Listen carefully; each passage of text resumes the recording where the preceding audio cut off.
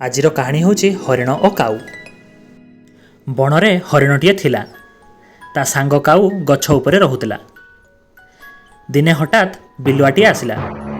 हरिण को देखि खाइबा को मन कला। सेतिमे गोटे उपाय भाविला। हरिण पाखक गला, ताकू जाई कहिला, गाँ पाखरे धान बिल अछि, चलो सेठाकू जाई धान खाइबा। बिलुआ कथा शुणी हरिण मन में लोभ आसिला।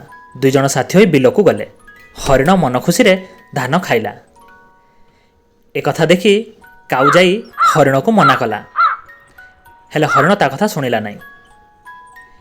एमती सबुदिन बिलुआ और हरिण धान बिल पाखक जाती। काऊ मध्य लुचि लुचि जाए।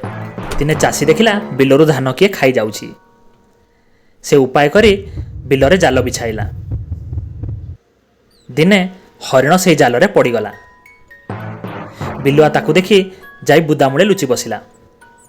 काऊ हरिण को जालरे पड़िथवा देखि भारी मन दुख कला। से ता पाखक गला। काऊ को देखि हरिण आखिरु लुह बोईगला। काऊ हरिण कान चुपचाप कौन कहीदेला। काऊ कथा मानि हरिण मला परी पड़ी रहिला। चाषी आसिला। हरिण को देखि भाविला से बोधे मरी जाइछि। चाषी जाल खोलदेला। हरिण दौड़ी पड़ाइला। चाषीटी रागी जाई बाड़ीटीए फिंगिला। बाड़ीटी बुदा पछरे लुचिथिबा बिलुआ गोड़े बाजिला।